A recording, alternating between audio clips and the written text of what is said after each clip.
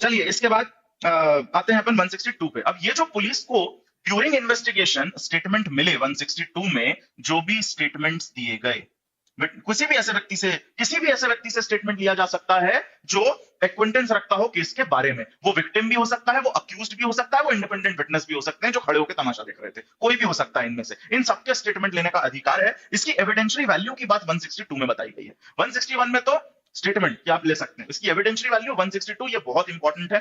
थोड़ा सा अपने दिमाग पे जोर दीजिएगा, क्योंकि इसमें भी थोड़ा सा मुझे समझाना है कि ये चल क्या रहा है 162 में जो लैंग्वेज लिखी है। तो थोड़ा ध्यान से सुनिएगा अगले 5 से 8 मिनट मेरी बात आप। 162 देखिए, statements to police not to be signed, use of statements and evidence. सबसे पहले ये समझिए जो हेड नोट में लिखा है कि आपने पुलिस को जब स्टेटमेंट दिया है ड्यूरिंग इन्वेस्टिगेशन, उसको साइन करने की जरूरत नहीं है। ये क्लियरली 162 कहता है। पहले सबसेक्शन 1 में लिखा है, no statement made by any person to a police officer in the course of an investigation under this chapter shall if reduced to writing be signed by the person making it. आपने जो statement दिया है police को, अगर उसे reduce किया गया है इन राइटिंग, वो भी जरूरी नहीं है, वो भी डिस्क्रिशनरी है। लेकिन अगर उसको लिखा गया है तो जरूरी नहीं है कि आप उस स्टेटमेंट को साइन करें, आपको साइन करने की कोई जरूरत नहीं है। क्यों ऐसा हो रहा है, साइन क्यों नहीं करने को बोला है? अगर आप साइन कर देंगे तो फिर जब, अभी तो क्या है, इन्वेस्टिगेशन चल रहा है, अभी आप जो स्टेटमेंट देंगे, अब इस कहानी को समझना, आप पुलिस को जो स्टेटमेंट दे रहे हैं, ये कब दे रहे हैं? ये आप दे रहे हैं इन्वेस्टिगेशन के दौरान। इन्वेस्टिगेशन के दौरान। अब बाद में यह होगा कि हो सकता है एज अ विटनेस आपको बुलाया जाए, कब? ड्यूरिंग ट्रायल, इंक्वायरी या ट्रायल में आपको बुलाया जाए। अब यहां आपने जो स्टेटमेंट दिया, अगर आपको साइन करवा लिया गया ना, तो फिर जब आप इधर जाएंगे और यहां पे आपसे दोबारा कोर्ट में मजिस्ट्रेट साहब पूछेंगे कि अच्छा बताओ क्या क्या क्या हुआ था, यहां आप पलट नहीं सकते क्योंकि आपने इधर साइन कर दिया है। आप बाउंड हो जाएंगे उससे। और स्टेटमेंट किसको दिया है आपने? पुलिस को दिया है। तो पूरा पॉसिबिलिटी इधर है कि हो सकता है पुलिस जबरदस्ती स्टेटमेंट ले ले आपसे, ये हो सकता है। इसीलिए जो भी पुलिस को स्टेटमेंट दिया जाएगा उसको साइन करने की जरूरत नहीं है। स्टेटमेंट के बारे में एक केस और लिख लीजिए जरा, Baldev Singh versus state of Punjab. Case का नाम लिख लीजिए, पुलिस को जो इन्वेस्टिगेशन के दौरान दिया जाता है, Baldev Singh versus state of Punjab. इसमें यह हेल्ड हुआ था कि ये जो स्टेटमेंट हम ले रहे हैं, जो पुलिस लेती है इन्वेस्टिगेशन के दौरान 161 में, अक्यूज्ड का अगर है वो स्टेटमेंट, तो it is not a substantive piece of evidence, वो सब्सटेंटिव पीस ऑफ एविडेंस नहीं है। ये ध्यान रखिएगा। ठीक, अगर आपसे साइन करा लिया गया तो फिर उधर भी आपको वही बोलना पड़ेगा, इसलिए 162 क्लियरली कहता है साइन करने की जरूरत नहीं है। ये तो सिंपल सी बात है। आगे है कहानी मेन, उसकी एविडेंशियरी वैल्यू की। आगे देखिए, nor shall any such statement और any record thereof whether in a police diary और अदरवाइज और any part of such statement और रिकॉर्ड, अंडरलाइन कर लीजिए, be used for any purpose save as here and after provided. आपने ये जो statement दिया है ना पुलिस ऑफिसर को ड्यूरिंग इन्वेस्टिगेशन, इसका कोई यूज नहीं होगा। जनरली क्या लिखा है? नो यूज, कोई एविडेंशियरी यूज नहीं है इसका। एक save as here and after provided, लेकिन आगे लिखा है save as here and after provided. यहां जो यूजेज बताया गया है प्रोवाइजो में, सिर्फ वो यूज है, उसके अलावा कोई यूज नहीं है। इसका मतलब जनरल रूल है कि जनरली ये स्टेटमेंट काम का नहीं है, इसकी एविडेंशियरी वैल्यू नहीं है, बट उसके कुछ एक्सेप्शंस हैं जो ऑलरेडी प्रोवाइजो में बताए हैं। तो अब वो देखिए आगे आप इसके बाद, provided that when any witness is called for the prosecution, इसको जरा ध्यान से सुनना, एक एक वर्ड इंपॉर्टेंट है। आपको मैं वो स्टोरी बता दूंगा कि ये चल क्या रहा है और क्यों हो रहा है, वो मैं अभी आपको 2 मिनट में समझाता हूं। पहले एक बार प्रोविजन पढ़िए मेरे साथ। Provided that when any witness is called for the prosecution, जरूरी क्या है? जो विटनेस है उसको प्रोसिक्यूशन की तरफ से बुलाया गया हो। कहां बुलाने की बात चल रही है? इधर, इंक्वायरी या ट्रायल में। इन सच इंक्वायरी और trial whose statement has been reduced into writing as aforesaid, उस व्यक्ति का जिसका स्टेटमेंट यहां रिकॉर्ड किया गया है, अब वो क्या बन गया? विटनेस बन गया वहां इंक्वायरी ट्रायल के दौरान। किसकी तरफ से एज अ विटनेस बुलाया जाना चाहिए? तो यहां क्लियरली लिखा है, पहला एसेंशियल, प्रोसिक्यूशन की तरफ से होना चाहिए वो विटनेस, प्रोसिक्यूशन का विटनेस वो होना चाहिए। फिर आगे लिखा है, any witness is called for the prosecution in such inquiry or trial whose statement has been reduced into writing as aforesaid, any part of his statement if duly proved, second essential है, it should be duly proved। अब ये बात आप थोड़ा evidence में ज्यादा समझेंगे कि कब एक स्टेटमेंट ड्यूली प्रूव्ड होता है। वो स्टेटमेंट ड्यूली प्रूव्ड होना चाहिए, मे be used by the accused. इसको यूज कौन करेगा स्टेटमेंट को? तो इसका जो यूज होगा वो करेगा bye the accused. Accused use कर सकता है इसे। ये पूरा मैं आपको बताऊंगा, जरा 2 मिनट मुझे बस एसेंशियल आपको बता देने दीजिए यहां से, फिर मैं बताऊंगा एक एक चीज ये है क्या। And with the permission of the court by the prosecution, पहले आप कह रहे हैं कि यूज अक्यूज्ड करेगा, इसी के साथ एक चीज आपने ये भी कह दी कि प्रोसिक्यूशन भी कर सकता है, प्रोसिक्यूशन भी कर सकता है, लेकिन कोर्ट की परमिशन से करेगा, कोर्ट अलाउ करेगा तब करेगा प्रोसिक्यूशन। फिर आगे लिखा है to contradict such witness in the manner provided by section 154 of the Indian evidence Act. किस पर्पस के लिए यूज करेंगे स्टेटमेंट को आप, ये बहुत ही ज्यादा इंपॉर्टेंट है, कॉन्ट्राडिक्शन के लिए यूज होना है ऐसे, कॉन्ट्राडिक्शन, कॉन्ट्राडिक्ट करने के लिए करेंगे। कॉन्ट्राडिक्ट का मतलब समझते हैं ना आप, सेक्शन 145 ऑफ एविडेंस ये बात करता है क्रॉस कि आपने राइटिंग में कोई स्टेटमेंट पहले दिया है, उस स्टेटमेंट के बेसिस पे ट्रायल के दौरान आपको कॉन्ट्राडिक्ट किया जा सकता है, उधर कुछ और बोला था इधर कुछ और बोल रहे हैं अगर आप, तो आपने जो राइटिंग में पहले स्टेटमेंट दिया है उसको एज एन एविडेंस हम यूज कर लेंगे, उसका ट्रायल में हम यूज करेंगे। किस लिए करेंगे, या तो क्रॉस एग्जामिनेशन, 145 दो पार्ट्स में है इंडियन एविडेंस एक्ट का, या तो क्रॉस एग्जामिनेशन के लिए यूज करेंगे या कॉन्ट्राडिक्ट के लिए। और ये जो प्रोविजन है 162 ये कौन सा यूजेज बताता है, कॉन्ट्राडिक्शन का सिर्फ, या कॉन्ट्राडिक्ट करने के लिए आप यूज कर सकते हैं। ठीक, तो कॉन्ट्राडिक्ट करने के लिए इसको यूज किया जा सकता है। And when any part of such statement is so used, any part thereof may also be used in the re-examination of such witness, but for the purpose only of explaining any matter referred to in cross exam. इसको मैं भी बाद में बताता हूँ, पहले अब इस कहानी को समझना। ये जो आपने लिखा है, देखो भाई पढ़ने के ना दो तरीके, या तो इस बात को रट लीजिए आप यहाँ से उठा के कि कोई भी पुलिस को दिया हुआ स्टेटमेंट कब यूज होगा, तो आप याद कर लीजिए कि अगर प्रोसिक्यूशन विटनेस है तो अक्यूज्ड उस स्टेटमेंट को यूज कर सकता है for the purpose of contradiction, और with the permission of court prosecution भी कर सकता है। एक तो ये तरीका है। दूसरा तरीका समझिए, इस प्रोसेस को समझ लीजिए तो आपको शायद रटना ना पड़े। चल क्या रहा है, देखो पुलिस को किसी व्यक्ति ने इन्वेस्टिगेशन के दौरान एक स्टेटमेंट दिया, हमने कहा उसको साइन नहीं करना है। अब हम कह रहे हैं जनरल 162 में जनरल बात हमने बता दी कि इसका कोई यूज नहीं है, लेकिन यह भी लिख दिया कि जो यहां बताया गया है वो यूज होगा। बताया क्या गया है, कब यूज हो सकता है ये स्टेटमेंट, तो उसके लिए बात समझना, जिस भी पर्सन का ये स्टेटमेंट है, जिस भी पर्सन का, क्योंकि 161 में लिखा है पुलिस उस व्यक्ति का स्टेटमेंट ले सकती है जो भी एक्विंटेंस रखता है केस के फैक्ट के साथ, जिसको कोई भी जानकारी है फैक्ट के बारे में, उसका आप स्टेटमेंट ले सकते हैं। तो भाई ये जो स्टेटमेंट पुलिस ने इन्वेस्टिगेशन के दौरान इस व्यक्ति का लिया, अगर इस व्यक्ति को ड्यूरिंग इंक्वायरी और trial as a prosecution witness पेश किया जाता है, भाई ये कब होगा, प्रोसिक्यूशन विटनेस कब बन, अगर मान लीजिए इस पर्सन ने पुलिस के फेवर का स्टेटमेंट दिया, अक्यूज के पुलिस के फेवर का या प्रोसिक्यूशन के फेवर का अगर स्टेटमेंट है, तो जरा आप कॉमन सेंस लगा के बताइए वो किसके अगेंस्ट होगा, अक्यूज के अगेंस्ट। दो ही पार्टी है क्रिमिनल केस में, एक प्रोसिक्यूशन एक अक्यूज, और हम कह रहे हैं कि अगर ये प्रोसिक्यूशन के विटनेस की तरह आ रहा है, भैया प्रोसिक्यूशन क्यों बुलाएगा एज अ विटनेस किसी को ट्रायल में, क्योंकि वो उसके फेवर की बात करे। कोई भी व्यक्ति अपनी तरफ से विटनेस क्यों लाता है ट्रायल में, ताकि वो उसके फेवर की बात करे। तो अगर ऐसा कोई स्टेटमेंट इसने दिया है तो प्रोसिक्यूशन उसको वहां एज अ प्रोसिक्यूशन विटनेस बुलाएगा ट्रायल में।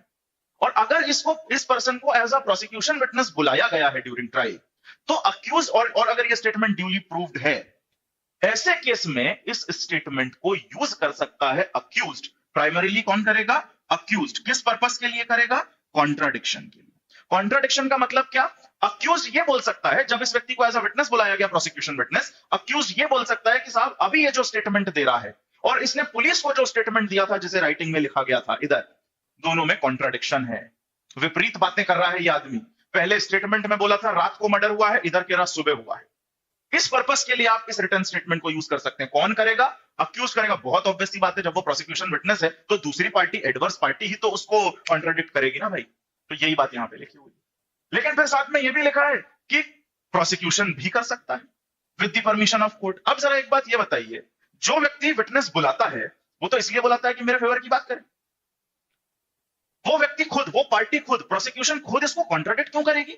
ये प्रोसिक्यूशन क्यों बोलेगा कि साहब इसने पहले कुछ और बोला था, इधर तो पलट गया, कुछ और ही बात कर रहा है। ये कब बोलेगा, जब विटनेस हॉस्टाइल हो जाए। दैट्स करेक्ट, यश ने जो लिखा है, जब विटनेस हॉस्टाइल हो जाए। हॉस्टाइल विटनेस पढ़ा एविडेंस एक्ट में, इंडियन एविडेंस एक्ट में हॉस्टाइल विटनेस के बारे में बताया। हॉस्टाइल विटनेस कब हो जाता है, देखिए भाई, जो पार्टी विटनेस बुलाती है, विटनेस किस पर्पस से बुलाती है, वो इसलिए बुलाती है कि आप फेवर की बात करें हमारे, और अगर आप पलट गए, आपने हमारे अगेंस्ट स्टेटमेंट दे दिया, तो आप हॉस्टाइल हो गए। और उस केस में एविडेंस भी कहता है कि with the permission of court आप उस व्यक्ति का क्रॉस एग्जामिनेशन कर सकते हैं। आपके पास वो सारे सवाल पूछने का अधिकार आ जाता है ऐसे विटनेस से, करेक्ट, अंडर सेक्शन 154 आपके पास वो सवाल पूछने का अधिकार आ जाता है जो आप एडवर्स पार्टी के विटनेस से पूछते। वो अधिकार आपके पास आ गया क्योंकि आपका विटनेस पलट गया ना, अब वो आपके अगेंस्ट, तो अब आपको उसको झूठा साबित करना है कि साहब ये झूठ बोल रहा है। इसलिए प्रोसिक्यूशन उसको कॉन्ट्राडिक्ट करेगा। किस केस में होगा ये, हॉस्टाइल विटनेस। और हॉस्टाइल विटनेस को कॉन्ट्राडिक्ट आप with the permission of court करेंगे। इसलिए लिखा है कि प्रोसिक्यूशन को अगर यूज करना है उसके प्रीवियस स्टेटमेंट को कॉन्ट्राडिक्ट करने के लिए, तो ये होगा with the permission of court. Accused को परमिशन की जरूरत नहीं है क्योंकि वो तो वैसे एडवर्स पार्टी है। आई होप दैट इज क्लियर। तो ये है इसका मतलब जो इधर लिखा है। अब इसमें एक चीज और है, इसके बाद आगे का पोर्शन पढ़ता हूं, फिर वो मैं आपको बता देता हूं। इसके आगे देखिए आप, एक चीज और लिखी हुई है, and part thereof may also be used in the re-examination of such witness but for the purpose only of explaining any matter referred to in cross examination। तो भाई साहब, अब अगर मान लीजिए किसी भी पार्टी ने इसको कॉन्ट्राडिक्ट करने के लिए अगर इस्तेमाल किया, कॉन्ट्राडिक्ट कौन करता है? हमेशा एडवर्स पार्टी। और कॉन्ट्राडिक्शन किस में होता है? क्रॉस एग्जामिनेशन में। तीनों एग्जामिनेशन मेरे ख्याल से आप जानते हैं बहुत अच्छे से। एग्जामिनेशन इन चीफ कब होता है बेटा? तो जो पार्टी विटनेस बुलाती है वो खुद जब एग्जामिन करती है पहली बार, ताकि कोर्ट को विटनेस की सारी बात समझा पाए, that is examination in chief. जब आपने अपने विटनेस को एग्जामिन कर लिया, अब एडवर्स पार्टी को चांस दिया जाएगा, दूसरी पार्टी को चांस दिया जाएगा कि आप भी इसको एग्जामिन कर लीजिए, उसको हम कहते हैं क्रॉस एग्जामिनेशन। अगर क्रॉस एग्जामिनेशन में कोई नई बातें उठी जिसको विटनेस ढंग से बता नहीं पाया, तो फिर पहली पार्टी को दोबारा अपॉर्चुनिटी दी जाती है। जिसने उसको बुलाया, मैंने बुलाया विटनेस, मुझे दोबारा अपॉर्चुनिटी दी जाएगी क्रॉस एग्जामिनेशन के बाद कि आप फिर से एग्जामिन करिए अपने विटनेस को। अगर कोई बात को एक्सप्लेन नहीं कर पाया है क्रॉस एग्जामिनेशन की, तो उसको हम कहते हैं री एग्जामिनेशन। इसको हम क्या कहते हैं? Re examination. और इसमें जो सवाल पूछे जाएंगे वो फोकस्ड होने चाहिए क्रॉस एग्जामिनेशन में उठाई हुई नई बातों को जनरली। तो अब इस बात को आप समझिए जरा इधर, कि जब हमने कॉन्ट्राडिक्ट करने का अधिकार दे दिया, तो ऑब्वियस सी बात है री एग्जामिनेशन में भी यूज करने का अधिकार आपको देना पड़ेगा। तो अगर कॉन्ट्राडिक्शन के लिए इस स्टेटमेंट का यूज किया गया है, इस स्टेटमेंट का, तो उसके री एग्जामिनेशन के लिए भी अधिकार देना पड़ेगा उस पार्टी को जिसका वो विटनेस है, प्रोसिक्यूशन का बेसिकली। तो ये यूजेज है इस 162 के स्टेटमेंट का, और मेरे ख्याल से आज के बाद आपको इसको रटने की जरूरत ना पड़े तो बेहतर है। समझ गए ना कहानी आप? कौन क्यों कर रहा है, कैसे कर रहा है? आई होप दैट इज क्लियर। चलिए अब बढ़ते हैं अपन इसमें आगे। तो अभी खत्म नहीं हुआ है 162। अब इसका सबसेक्शन 2 है, बट वो बहुत ही जनरल सी बात है, उसको मैं ज्यादा डिस्कस इधर नहीं करूंगा, क्योंकि अभी एविडेंस भी तो पढ़ाना है इसी क्रैश कोर्स में, उसमें ज्यादा बात करेंगे। सबसेक्शन 2 और देख लीजिए। Nothing in this section shall be deemed to apply to any statement following within the provisions of clause 1 of section 32 of the Indian evidence act और to affect the provisions of section 27 of the act. Subsection 2 कह रहा है कि ये जो statement था 161 का, जो स्टेटमेंट है, इसके इफेक्ट के बारे में, इसके यूजेज के बारे में जो 162 सबसेक्शन 1 में लिखा है, अभी जो आपने पढ़ा, ये जनरल बात क्या पढ़ी? इसका कोई यूज नहीं है, ये जनरल बात है 162 के सबसेक्शन 1 में कि इस स्टेटमेंट का जनरली कोई यूज नहीं है। अब 162 का सबसेक्शन 2 ये कह रहा है कि ये एप्लीकेबल नहीं है। कहां? जहां वो स्टेटमेंट 32 क्लॉज 1 या section 27 of Indian evidence act के तहत आ रहा है। ये होता है डाइंग डिक्लेरेशन, ये है डिस्कवरी स्टेटमेंट। इसके बारे में अपन एविडेंस में पढ़ेंगे। अगर इस कैटेगरी में फॉल कर रहा है वो स्टेटमेंट, तो उस पे ये प्रोविजन एप्लीकेबल नहीं है। ये एप्लीकेबल नहीं है का मतलब उसका यूज होगा इंक्वायरी ट्रायल में, क्योंकि 162 का सबसेक्शन 1 कहता है कि इस स्टेटमेंट को जनरली यूज नहीं करेंगे। एक्सेप्शन वो था कॉन्ट्राडिक्शन वाला जो मैंने आपको बताया। बट सबसेक्शन 2 क्लियरली कह रहा है कि अगर इसमें फॉल कर रहा है एविडेंस एक्ट के, तब ये एप्लीकेबल नहीं है, इसका मतलब वहां यूजेज है। आई hope that is clear. Explanation में सिंपल सी बात बताई है, कॉन्ट्राडिक्शन का मतलब ओमिशन भी होगा। जैसे मान लीजिए जब पुलिस को स्टेटमेंट दिया था व्यक्ति ने, 6 बातें बताई, और जब वही स्टेटमेंट उसने ट्रायल या इंक्वायरी में दिया तो 4 ही बताई, 2 बातें गायब कर गया वो व्यक्ति। That can also amount to contradiction, है ना? Omission can also amount to contradiction. That is 162। I hope that is clear.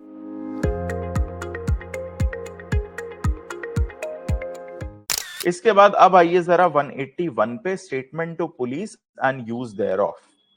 ये सबसे इंपॉर्टेंट बेसिकली प्रोविजन है इस पूरे टॉपिक का, क्योंकि ये तो ठीक है कि आप अटेंडेंस रिक्वायर करा रहे हैं या नहीं करा रहे हैं, करा सकते हैं या नहीं करा सकते हैं, दैट इज वन थिंग। बाकी आपने जो इस बीच स्टेटमेंट जो रिकॉर्ड हो रहे हैं यहाँ पे ये इंपॉर्टेंट है। अब जो स्टेटमेंट की जो रिकॉर्डिंग है उसकी एविडेंशियरी वैल्यू बहुत इंपॉर्टेंट है। और जैसा कि अपन डिस्कस करते आ रहे हैं कि भाई इन जनरल तो आपको कोई प्रॉब्लम नहीं हो, मतलब इन जनरल तो सिंपल सी बात है कि उसका कोई यूजेज है नहीं, एविडेंशियरी वैल्यू इन जनरल नहीं है, but there are certain exceptions.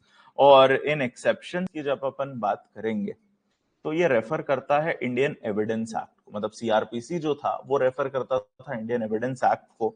अब ये बीएनएसएस हो गया है तो इट विल रेफर भारतीय साक्ष्य अधिनियम, है ना? बीएसए को ये रेफर करेगा। तो यहां थोड़ा सा ये जरूरी हो जाएगा कि आपको थोड़े बहुत प्रोविजन, मतलब थोड़ी सी समझ उस चीज की चाहिए होगी, जो बात अपन करेंगे उसकी थोड़ी सी समझ आपको चाहिए होगी, ठीक है? आपने इंडियन एविडेंस एक्ट का 145 पढ़ा है? किसी को ध्यान है? कुछ थोड़ा बहुत याद है आपको?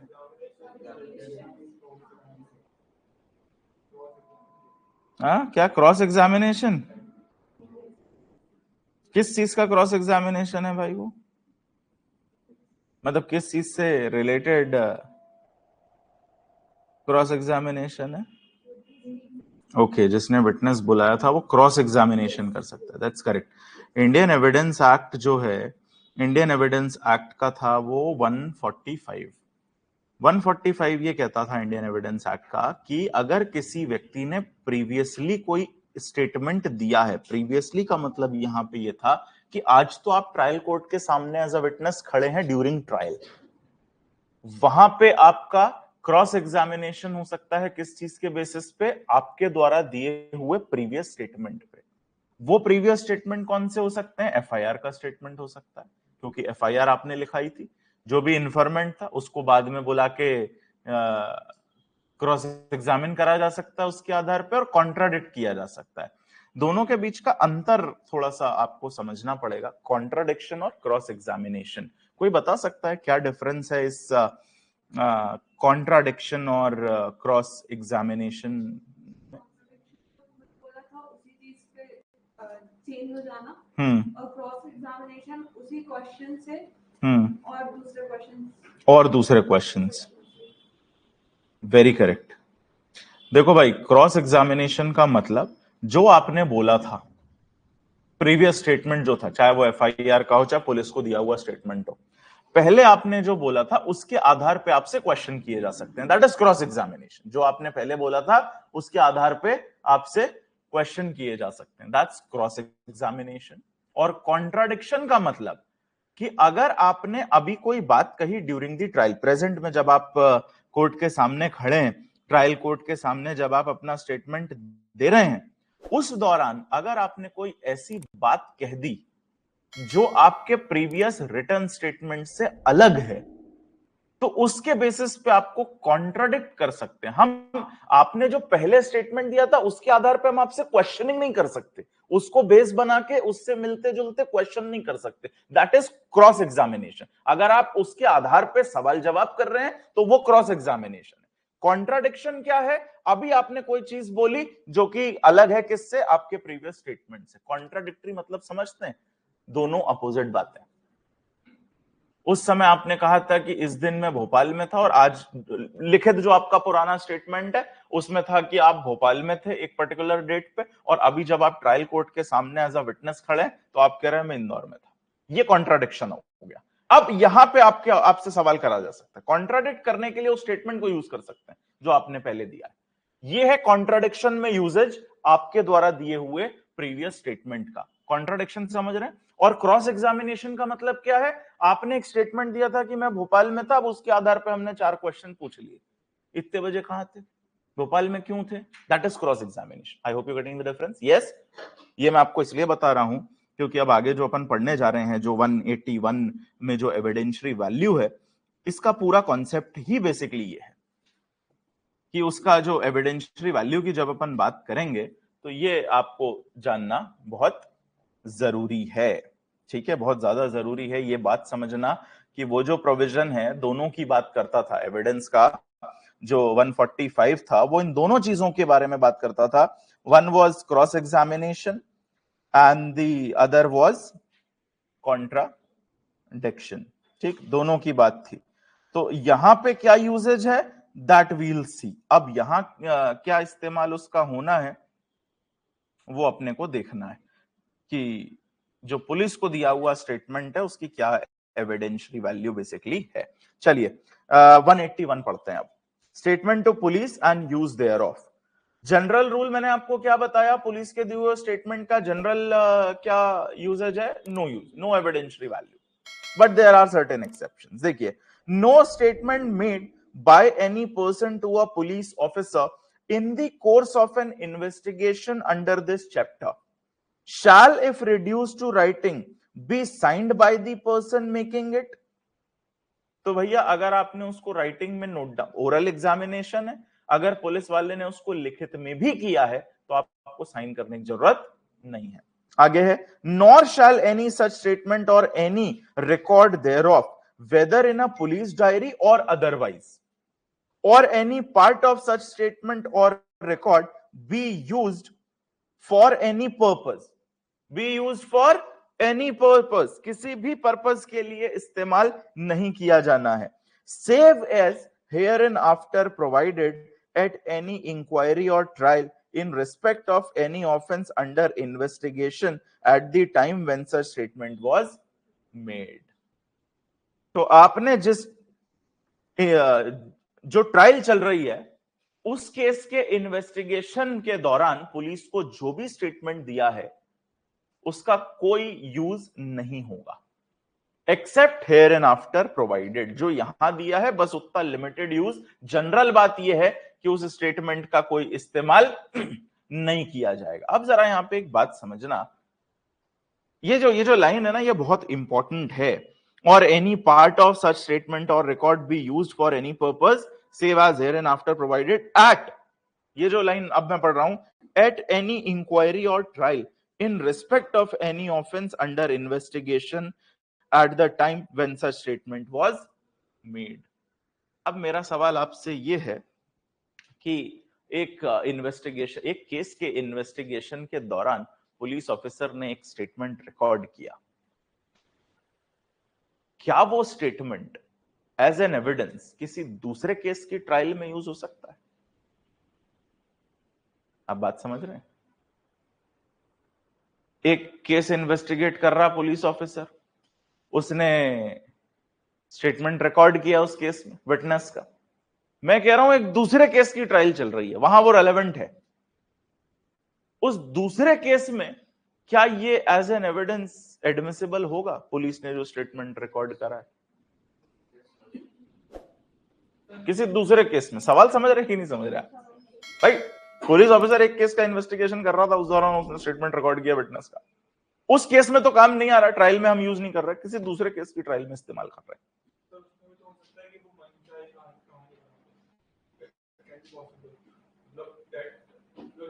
यही होता अगर आप कोई क्रॉस एग्जामिनेशन किया जाता तो वो कुछ भी लिख देते हैं, मतलब जो 161 की स्टेटमेंट होती है। बट हम बात कर रहे हैं दूसरे केस की ट्रायल की। अब तुम कह रहे हो कि इतनी फोरकास्टिंग लेके वो चलेगा कि कभी ऐसा कुछ दूसरे केस में इस्तेमाल कर लेंगे।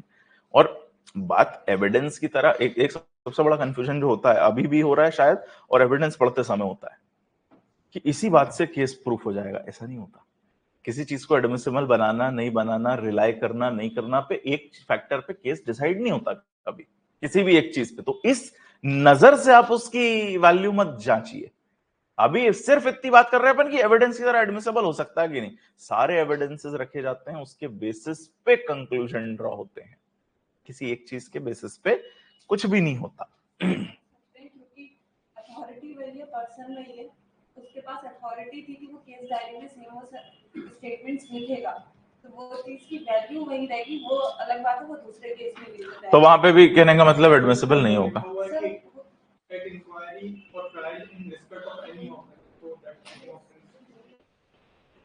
हाँ प्रतीक सर, शायद कर सकते हैं क्योंकि इसमें लिखा हुआ है कि ऑफेंस, मतलब जिस ऑफेंस के लिए इन्वेस्टिगेशन कर रहा था और उससे रिलेटेड अगर है तो उसमें तो नहीं कर सकते, लेकिन दूसरे के तो कर सकते हैं जो लास्ट टाइम लिखा है। हाँ, ये जो लिखा हुआ है, एक मिनट मैं भी थोड़ा सा आपका ध्यान इधर आकर्षित करना चाहता हूं।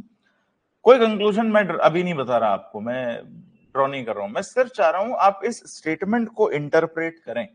ये जो लिखा है कॉमा के बाद सेकेंड लास्ट लाइन में, एट एनी इंक्वायरी और trial in respect of any offence under investigation at the time when such statement was made, इसका क्या मतलब है? कहां यूज नहीं है इसका?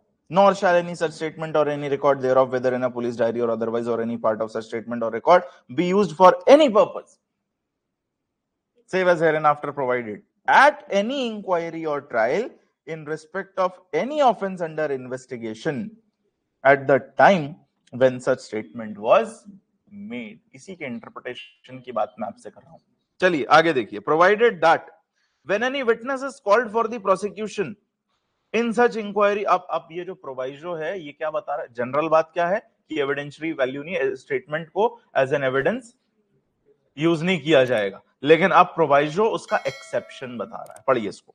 provided that when any witness is called for the prosecution in such inquiry or trial whose statement has been reduced into writing as aforesaid, any part of his statement if duly proved, any part of his statement if duly proved may be used by the accused and with the permission of the court by the prosecution to contradict such witness in the manner provided by section 148 of the भारतीय साक्ष्य अधिनियम. ये 145 evidence act है ना, ये वही है. तो ये किस लिए यूज हो सकता है? To contradict such witness in the manner provided by section 148 of the BNS, and when any part of such statement is so used, any part thereof may also be used in the re-examination of such witness, but for the purpose only of explaining any matter referred to in as cross examination. क्या समझे? Generally तो कोई evidentiary value नहीं है उस statement की जो police को दिया. ये एज इसकी यूजेज क्या है ट्रायल के दौरान या इंक्वायरी के दौरान, कहां यूज होगा? 148 बीएसए के हिसाब से, विच इज इक्विवेलेंट और सिमिलर टू 145 एविडेंस जो मैंने आपको बताया.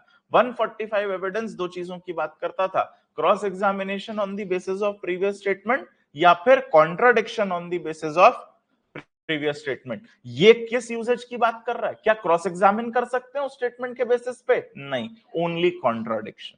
कॉन्ट्राडिक्शन कब अराइज होता है? कि अभी आपने कुछ बोला, पहले कुछ और बोला था, दैट इज कॉन्ट्राडिक्शन. अब यहां क्योंकि कॉन्ट्राडिक्टरी वैल्यू ही है, सिर्फ इस स्टेटमेंट की जो वैल्यू है वो क्या है? जैसे 148 की अपन बात कर रहे हैं भारतीय साक्ष्य अधिनियम के, तो ये दो चीजों की बात करता है. आपका कोई प्रीवियस स्टेटमेंट है इन राइटिंग, उसके ट्रायल के दौरान क्या वैल्यू होगी या क्या यूज उसका हो सकता है. 148 कहता है एक तो कि इसके बेसिस पे आप क्रॉस एग्जामिनेशन कर सकते हैं व्यक्ति का जिसका भी वो स्टेटमेंट है रिटन, और दूसरा इसके बेसिस पे आप उस व्यक्ति को क्या कर सकते हैं? कॉन्ट्राडिक्ट भी कर सकते हैं. ये 148 कहता है. लेकिन 181 ऑफ बीएनएसएस क्या कहता है? कि आप ऐसे स्टेटमेंट का क्या यूज कर सकते हैं? कॉन्ट्राडिक्शन के लिए बस. ये वाला यूज नहीं है भैया, ध्यान रखना, दिस इज वेरी इंपॉर्टेंट. उस पुलिस को दिए स्टेटमेंट के बेसिस पे क्रॉस एग्जामिनेशन नहीं होगा, कॉन्ट्राडिक्शन होगा. अब लोगों को यह बात समझ इसलिए नहीं आती क्योंकि 148 क्लियर नहीं है भारतीय साक्ष्य अधिनियम का, या एविडेंस का 145 क्लियर नहीं था. आई होप आपके समझ आ रही है बात. दोनों में डिफरेंस है. आपके प्रीवियस रिटन स्टेटमेंट के बेसिस पे आपको क्रॉस एग्जामिन करने का मतलब होगा उससे रिलेटेड मैं सवाल जवाब आपसे कर सकता हूं. यह होता है क्रॉस एग्जामिनेशन. कॉन्ट्राडिक्शन होता है कि अभी आपने कोई ऐसी बात कह दी which is opposite to your written statement, which is contradictory to your written statement. सिर्फ तब मैं उस प्रीवियस स्टेटमेंट का रेफरेंस ले सकता हूं, नॉट अदरवाइज. तो I hope you are getting this. Cross examination के लिए आप इस्तेमाल नहीं कर सकते, ओनली फॉर कॉन्ट्राडिक्शन इस्तेमाल होगा. अब यहां एक और गेम आएगा. मैं अभी आपसे सिर्फ वो चीजें डिस्कस कर रहा हूं बेटा जो अपन इस टॉपिक में पढ़ने वाले हैं. अभी टॉपिक पढ़ना चालू नहीं करा अपन ने, है ना. अब इस कॉन्ट्राडिक्शन में एक चीज अपने को समझनी पड़ेगी, omission. When omission amounts to contradiction, जैसे एग्जांपल से समझिए इस बात को. मैंने पुलिस को जो स्टेटमेंट दिया था which was recorded in writing, उसमें मैंने बताया था कि सुबह लगभग 10 बजे मैं अपने घर से निकला और ऑफिस के लिए मैं आ रहा था इधर से प्रगति पेट्रोल पंप के सामने से. मैंने बताया कि लगभग 10:30 के आसपास मैं आनंद पोहा पे रुका. मैंने उससे एक पोहा और एक जलेबी खाया. उसके बाद मैं इधर आया ऑफिस के नीचे, यहाँ मैंने गाड़ी खड़ी की, फिर मैं ऊपर गया 12:30 बजे. It is related to a case something. ये मैंने पुलिस को स्टेटमेंट जो रिटर्न मेरा प्रीवियस स्टेटमेंट है उसमें लिखवाया है. जब ड्यूरिंग ट्रायल मुझे एज अ विटनेस बुलाया जाएगा, अब इसके एसेंशियल्स आप देखते चलिए. यहाँ क्या लिखा है? प्रोसिक्यूशन की तरफ से आप आने चाहिए. एज अ विटनेस आप किसकी तरफ से आ रहे हैं? फॉर प्रोसिक्यूशन, तभी कॉन्ट्राडिक्शन के लिए भी इस्तेमाल है, अदरवाइज नहीं। डिफेंस की तरफ से नहीं आने चाहिए आप एज अ विटनेस, किसकी तरफ से आने चाहिए? प्रोसिक्यूशन। तो प्रोसिक्यूशन की तरफ से जब मुझे एज अ विटनेस, क्योंकि भैया मैंने पुलिस को स्टेटमेंट दिया था, अब उनने तो लिखित में वहां भी कर दिया, अब मुझे ट्रायल कोर्ट सामने बुलाएगा और मुझसे पूछा जाएगा चलो बताओ क्या हुआ था। अब मैंने जब बताया उनको फिर सेम सीन कि सर 10 बजे घर से निकला था, प्रगति पेट्रोल पंप के सामने से निकला और 11 बजे मैं अपने ऑफिस के नीचे आया, वहां मैंने गाड़ी खड़ी करी और मैं ऊपर चला गया। इसमें मैंने क्या गायब कर दिया? Poha jalebi. That amounts to omission, कि रिटर्न स्टेटमेंट में कुछ था, अभी वो चीज जब ओरल टेस्टिमनी दे रहा हूं गायब कर दी। That's omission. Does this omission amounts to contradiction? That is also a question. क्योंकि भाई अपन क्या कह रहे हैं, कॉन्ट्राडिक्शन है तो इस्तेमाल होगा, तो पूरा गेम किधर पे आ जाएगा? कॉन्ट्राडिक्शन। कि कॉन्ट्राडिक्ट हुआ कि नहीं स्टेटमेंट। कभी वकालत करने जाएं आप, क्रिमिनल लिटिगेशन, तो ये सब काम है आपका, इसी के पैसे हैं बस, बाकी कुछ नहीं है। वो मुंशीगिरी तो यार 10वीं पास व्यक्ति करता है उधर बैठ के, असली गेम जो है वो यही है।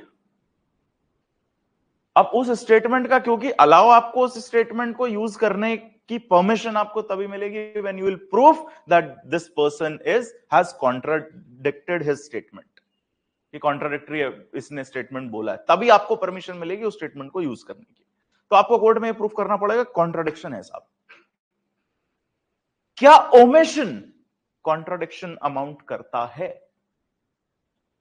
कि पहले कुछ बताया था उसमें से गायब कर दी कुछ बात आपने। अगर स्टेटमेंट बहुत ज्यादा इंपॉर्टेंट है, हाँ ठीक है शंकर, कि अगर इंपॉर्टेंट है, अनुज ने भी सेम चीज लिखी है, ओमिशन में B use for contradiction if it is significant. अगर वो अगर पोहा जलेबी इंपॉर्टेंट है कि नहीं? जीवन में तो बहुत इंपॉर्टेंट है। केस में देखा जाएगा कि केस में क्या सिग्निफिकेंस है उसका basically. So this is also a thing which we will be discussing. Does omission amounts to contradiction? In what circumstances, in what situations omission may amount to contradiction, when it may not? क्योंकि ये पूरा game जो है evidentiary value या इसका uses as an evidence police के दिए statement का तभी अराइज होगा जब आप ये प्रूफ करेंगे that there was contradiction in the statement of the witness. Written में कुछ और था, पुलिस को जब बोला था तब कुछ और बोला था, आज जब कोर्ट के सामने खड़े होकर बोल रहा है कुछ और बोल रहा है। जब तक आप ये कॉन्ट्राडिक्शन प्रूफ नहीं करेंगे आप स्टेटमेंट यूज नहीं कर पाएंगे। आई होप यू गेटिंग दिस। इसलिए ये प्रूफ करना जरूरी है कि कॉन्ट्राडिक्शन हुआ कि नहीं, और इसलिए यहां से भी हमको ये समझना पड़ेगा कि व्हेन ओमिशन में अमाउंट टू कॉन्ट्राडिक्शन, तो that is also a question which we will be discussing in this session. I hope you getting this. क्या चल रहा, कहां से आ रहा, समझ आ रहा भैया? क्योंकि दूसरे लॉ पे पहुंच गए अपन, बीएसएफ पहुंच गए हैं, इसलिए आपसे कहा था कि थोड़ा पढ़िए पुराने। नया पुराना कुछ नहीं है इसमें, सिर्फ सेक्शन नंबर बदला है, इधर 148 हो गया उधर 145 था, और कोई अंतर नहीं है। अगर एविडेंस भी आपने पढ़ा होता जीवन में बढ़िया तो आप बेहतरीन समझ पाते इस बात को। अभी भी समझ पा रहे हैं मेरे ख्याल से, जितना भी अपन ने डिस्कस किया उस हिसाब से मेरे ख्याल आप इस बात को अभी भी समझ पा रहे हैं। I hope you getting this. Yes, आ रहा भाई समझ में? तो देखिए कॉन्ट्राडिक्शन के लिए आपने इस्तेमाल कर लिया। अब जब आपने कौन कर रहा है कॉन्ट्राडिक्शन के लिए इस्तेमाल? क्या लिखा है इधर? कौन कर रहा है कॉन्ट्राडिक्शन के लिए? May be used by the accused. Accused use करेगा क्योंकि विटनेस किसका है? वो विटनेस किसका है? प्रोसिक्यूशन का। तो उसको कॉन्ट्राडिक्ट कौन करेगा कि ये झूठ बोल रहा है? डिफेंस। अक्यूज, अक्यूज जो होता है उसका क्या, कौन सा साइड होता है? डिफेंस। वो करेगा ना कॉन्ट्राडिक्ट। अब उसने जब कॉन्ट्राडिक्ट किया तो फिर एक चांस मिलेगा प्रोसिक्यूशन को re examination. Examination in chief, cross examination, re examination, समझते हो? 3 तरीके के एग्जामिनेशन की बात करता है इंडियन एविडेंस एक्ट, मतलब भारतीय साक्ष्य अधिनियम। क्या है 3? Examination in chief. Examination in chief वो होता है जो पार्टी विटनेस बुलाती है, जब पहली बार वो उसको एग्जामिन करती है कोर्ट में, that is examination in chief. वो उससे वही बातें करती है जो उसके फेवर। ऑब्वियसली अपना विटनेस, मैंने बुलाया है अपनी तरफ से एक विटनेस, तो मैं उससे वही सुनना चाहूंगा जो मेरे फेवर में है ना? तो एग्जामिनेशन इन चीफ क्या होता है? पार्टी जब खुद अपने विटनेस को पहली बार एग्जामिन करती है, that is examination in chief. Cross examination क्या होता है? मैंने विटनेस का एग्जामिनेशन इन चीफ कर लिया, अब दूसरी पार्टी उसको क्रॉस करेगी, क्योंकि उनका क्या पर्पस है? इसको झूठा साबित करना। तो वो क्या करेंगे? Cross examination. जब वो क्रॉस एग्जामिनेशन कर लेंगे, उसके बाद मुझे फिर एक अपॉर्चुनिटी मिलेगी री एग्जामिनेशन की, क्योंकि हो सकता है क्रॉस एग्जामिनेशन में एडवर्स पार्टी ने, अपोजिट पार्टी ने कुछ ऐसी बातें पूछी जो वो ढंग से बता नहीं पाया, घबरा गया, क्योंकि पहली बार आया वो उधर एकदम बहरा गया, वो समझ नहीं आया, कुछ कुछ बोल दिया। तो उस बात को और बेटर तरीके से प्रेजेंट करवाने के लिए मैं उसको दोबारा बोला, because he is familiar with me, मैंने बुलाया एज अ विटनेस, तो मैं उसको दोबारा बुलाऊंगा। ये होता है री एग्जामिनेशन। और री एग्जामिनेशन अगर आप वहां पढ़ेंगे तो वहां लिखा है it should be confined to cross examination. Reexamination में आप नई बातें नहीं लाएंगे, जो क्रॉस एग्जामिनेशन में हो। क्रॉस एग्जामिनेशन में आप कुछ भी बात कर सकते हैं, लेकिन जब री एग्जामिनेशन होता है it should be confined to cross. Basic उसका पर्पस क्या है कि क्रॉस एग्जामिनेशन में वो, क्योंकि दूसरी पार्टी का वकील पूछ रहा था, वो पहले डिमोटिवेट कर देते हैं जीवन में, उस विटनेस को एकदम उतार देते हैं, तो वो बेचारा सकपका गया। इसलिए उसको अपॉर्चुनिटी दी जा रही है सेम पार्टी को जिसने बुलाया कि उसकी बात को प्रॉपर्ली प्रेजेंट करवा पाए, दैट इज री एग्जामिनेशन। तो यहां भी लिखा है कि री एग्जामिनेशन भी, क्योंकि आप कॉन्ट्राडिक्ट किया है एडवर्स पार्टी ने, तो उसका री एग्जामिनेशन। और री एग्जामिनेशन कन्फाइंड किस पे रहेगा? सिर्फ उस बात पे जिस पे कॉन्ट्राडिक्ट, जो कॉन्ट्राडिक्शन के लिए एडवर्स पार्टी ने यूज किया, अक्यूज्ड की पार्टी ने जो कॉन्ट्राडिक्ट किया, उसी का री एग्जामिनेशन सेम पार्टी फिर, मतलब प्रोसिक्यूशन फिर उसका री एग्जामिनेशन भी कर पाएगा, जो कि बड़ा नेचुरल है कि अगर कॉन्ट्राडिक्ट किया गया है तो भाई री एग्जामिनेशन की अपॉर्चुनिटी मिलनी चाहिए। आई होप आप ये बात समझ रहे हैं, क्रॉस एग्जामिनेशन के बाद क्यों ये री एग्जामिनेशन दिया जाता है। क्लियर है ना? आ रहा समझ में? तो ये बात आगे लिखी हुई है इसमें कि एक तो ये कि आप कॉन्ट्राडिक्शन के लिए इस्तेमाल करेंगे, कॉन्ट्राडिक्ट करने के लिए कौन इस्तेमाल करेगा? Opposite party. अपोजिट पार्टी कौन है इधर? अक्यूज्ड, क्योंकि वो विटनेस किसका है? प्रोसिक्यूशन का, प्रोसिक्यूशन का विटनेस है। तो एडवर्स पार्टी उसको कॉन्ट्राडिक्ट करेगी, क्रॉस एग्जामिन नहीं करेगी, कॉन्ट्राडिक्ट करेगी। और एडवर्स पार्टी जो कॉन्ट्राडिक्शन कर रही है उस बात को बेटर एक्सप्लेन करने के लिए उसका री एग्जामिनेशन भी कराया जा के लिए भी यूजेज होगा, वो ये बात यहां पे कहता है। ये लिखा है ना, and when any part of such statement is so use मतलब कॉन्ट्राडिक्ट करने के लिए आपने यूज किया, any part thereof may also be used in the re examination of such witness. आगे क्या लिखा है? But for the purpose only of explaining any matter referred to in as cross examination. वहां जब चल रहा था कॉन्ट्राडिक्शन, उसका जो बातें उससे करी गई, सिर्फ उससे रिलेटेड, उसको एक्सप्लेन करने के लिए सिर्फ आपको स्टेटमेंट की दूसरी चीज यूज करनी है, अदरवाइज यूज आप उसका नहीं कर सकते। ठीक, इसके बाद सबसेक्शन 2 देखिए, nothing in this section shall be deemed to apply to any statement falling within the provisions of clause A of section 26 of the Bharatiya Saksh Adhiniyam 2023 or to affect the provision of the proviso to subsection 2 of section 23 of that Adhiniyam। ये क्या बातें हैं? ये है discovery statement और dying declaration. ये भी किसका पार्ट है? एविडेंस का, भारतीय साक्ष्य अधिनियम का। डिस्कवरी स्टेटमेंट समझना पड़ेगा, इसके लिए डाइंग डिक्लेरेशन समझना पड़ेगा। अगर आपको ये इसका समझना है यूजेज की, एज अ डिस्कवरी स्टेटमेंट वो यूज हो सकता है, और या फिर वो as a dying declaration use हो। डिस्कवरी स्टेटमेंट क्या होता है बताइए? सेक्शन 27 बात करा करता था इंडियन एविडेंस एक्ट का।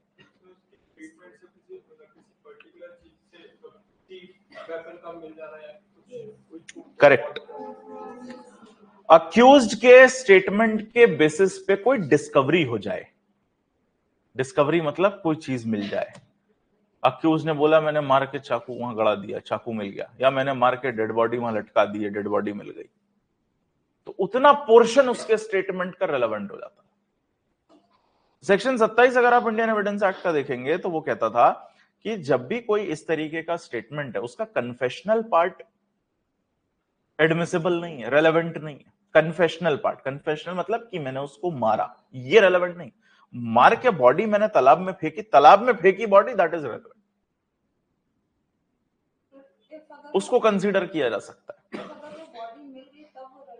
एग्जैक्टली 27 में तभी होगा जब बॉडी मिल गई। उसने कहा मैंने तालाब में फेंकी थी, फिर पुलिस उसके स्टेटमेंट के बेसिस पे तालाब पहुंची और तालाब में वो बॉडी मिल गई, तो उतना पोर्शन रेलेवेंट हो गया क्योंकि तालाब में बॉडी मिल गई उसके बेसिस पे। उसके पहले उसने जो बोला उसी स्टेटमेंट का पार्ट क्या है कि मैंने इसको मारा, इसका गला काटा और फिर इसको तालाब में फेंका। गला काटना इज नॉट रेलेवेंट, वो वाला स्टेटमेंट आप यूज नहीं कर सकते एज एन एविडेंस। पुलिस को जो उसने बोला, सिर्फ कौन सा स्टेटमेंट यूज होगा जिसके बेसिस पे कुछ डिस्कवर हो गया, सिर्फ उतना पोर्शन रेलेवेंट होता है। अब आपको लग रहा होगा ऐसा कैसे, वो आदमी बोल रहा सही बोल रहा होगा, कोई लॉजिक समझ आ रहा है आपको इसमें? कि एक अक्यूज कहानी बता रहा पुलिस ऑफिसर को कि मैंने मारा उसको, गला वाला काट दिया और उसके बाद उसकी बॉडी बोरे में डाल के उठा के ले गया और तालाब में फेंक दी पत्थर बांध के। ये उसने पुलिस को स्टेटमेंट दिया। हम कह रहे हैं इसमें से इतना पोर्शन रेलेवेंट है पुलिस को दिए हुए स्टेटमेंट का कि बॉडी तालाब में फेंक दी पत्थर बांध के, क्योंकि और क्यों वो भी कब रेलेवेंट है, जब रिकवरी हो गई वहां से।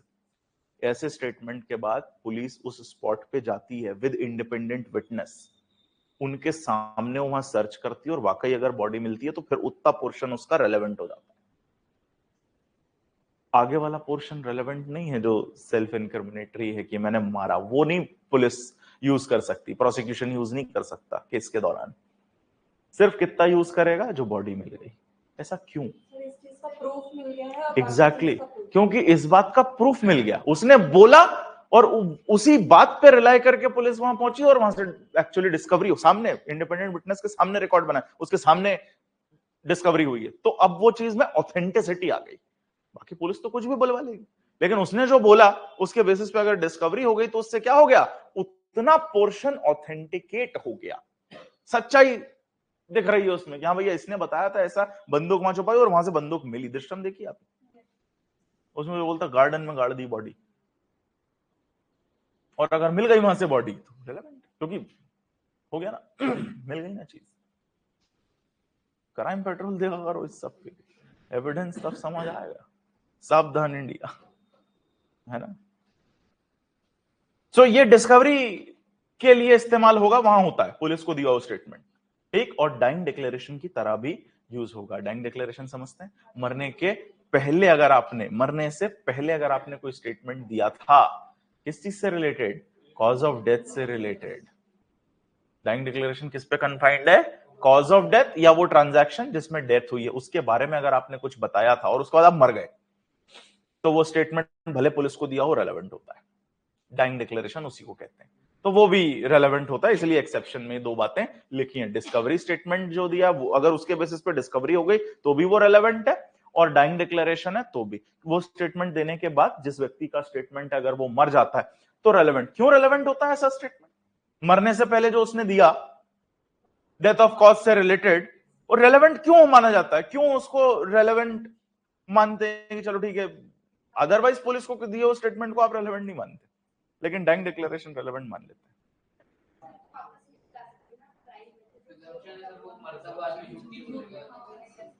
इसके पीछे ना दो लॉजिक है। एक लॉजिक यह है कि मरते समय कोई आदमी झूठ नहीं बोलता। अगर इस लॉजिक पे जाया जाए कि मरते हुए कोई आदमी झूठ नहीं बोलता, तो उसमें एक नेसेसरी कंडीशन फिर होनी चाहिए कि जिस समय वो व्यक्ति स्टेटमेंट दे रहा था उस समय एंटिसिपेटेड हो डेथ उसकी तभी तो ये बात साबित होगी ना कि मरता हुआ व्यक्ति झूठ नहीं बोलता। भारत में ये एप्लीकेबल नहीं है ये लॉजिक। भारत में डाइंग डिक्लेरेशन इस वजह से रेलेवेंट नहीं होता कि मरता हुआ आदमी यहां मरने के बाद झूठ बोल दे रहा आदमी, ऐसा देश है मेरा, मरने के बाद झूठ बोल देते, तुम कह रहे मरते हुए। इस थ्योरी पे बेस्ड नहीं है भारत में dying declaration. Dying declaration Bharat में रेलेवेंट है नेसेसिटी की थ्योरी पे, क्योंकि अब उस व्यक्ति को एग्जामिन करने के लिए ट्रायल के दौरान कोर्ट में बुला नहीं सकते, चले गए ना वो तो ऊपर, अब बुलाएं कैसे उसको? इसलिए जो बचा आखिरी है वही ठीक है, रेलेवेंट है भैया, क्योंकि आप उसको बुला के क्रॉस एग्जामिन नहीं कर सकते। भाई आपने अगर कोई स्टेटमेंट दिया, ट्रायल के दौरान आपको बुलाया जाएगा, ट्रायल के दौरान जब आपको बुलाया जाएगा तो दूसरी पार्टी को मौका मिलेगा आपको क्रॉस एग्जामिन करने का, कॉन्ट्राडिक्ट करने का, सब करेगा वो तो। अब यहां क्योंकि उसने किसी से बोला, जरूरी नहीं पुलिस को दिया हुआ डाइंग डिक्लेरेशन, डॉक्टर को बोल दिया हॉस्पिटल में मरने से पहले, विक्टिम ने बता दिया इंसिडेंस केस ऐसा हुआ था मेरे साथ और मर गया तो भी तो डाइंग डिक्लेरेशन। वो स्टेटमेंट क्यों रेलेवेंट है भारत में? नेसेसिटी, क्योंकि आप बुला के ऑथेंटिकेट कर नहीं सकते ना अपन, जो बोल के गया ठीक है। लेकिन कुछ कंट्रीज में थ्योरी भी है, इंग्लिश लॉ में है क्या, कि मरता हुआ आदमी झूठ नहीं बोलता, लेकिन फिर उसमें क्या नेसेसरी है कि इन एंटिसिपेशन ऑफ डेथ दिया हो। जैसे मान लीजिए वो ठीक ठाक हो गया, मतलब वो एकदम चंगा है, कोई प्रॉब्लम नहीं है, इंजरी विंजरी सब ठीक हो गई, फिर उसने स्टेटमेंट दिया और अगले दिन मर गया। कोई इंटरनल इंजरी थी जो एविडेंट नहीं थी, तो एंटिसिपेशन नहीं था उसे मरने का, लेकिन मर गया। अब ऐसे में वो थ्योरी फेल हो जाती है। कौन सी वाली? कि मरता हुआ आदमी झूठ नहीं बोलता। और वहां प्रूफ करने के लिए डाइंग डिक्लेरेशन को ये भी प्रूफ करना पड़ता है कि इस आदमी ने इन एंटिसिपेशन ऑफ डेथ दिया था, बिकॉज क्योंकि वहां क्या थ्योरी किस पे बेस्ड है, इस चीज पे भी बेस्ड है वहां रेलेवेंसी डाइंग डिक्लेरेशन की, कि मरता हुआ व्यक्ति झूठ नहीं बोलेगा। क्योंकि ऐसा माना जाता है कि जब आप मरते हैं तो आपकी जो सोल है meets the almighty, whatever religion you belong to, हर जगह ये माना जाता है कि मरने के बाद आत्मा भगवान के पास चली जाती है, तो वहां जाने के पहले आप झूठ नहीं बोलेंगे, ऐसा एक प्रिजम्पशन है ना। बट भारत में नेसेसिटी पे बेस्ड है डाइंग डिक्लेरेशन। प्री का क्वेश्चन भी आता है एविडेंस कि डाइंग डिक्लेरेशन किस प्रिंसिपल पे बेस्ड है, इस पे बिल्कुल नहीं, क्योंकि अपने आदमी मर के झूठ बोल दे रहा है कि अभी मरे नहीं है, अभी आएंगे वापस इसीलिए अपने यहाँ ये रेलेवेंट नहीं है। चलिए, तो इसके बाद एक्सप्लेनेशन देखिए जरा, जिसकी मैं बात कर रहा था, जिस चीज की, थोड़ा सा वो मिलेगा आपको। एक्सप्लेनेशन कहता है an omission to state a fact or circumstance in the statement referred to in subsection 1 may amount to contradiction if the same appears to be significant and otherwise relevant, having regard to the context in which such omission occurs, and whether any omission amounts to a contradiction in the particular context shall be a question of fact.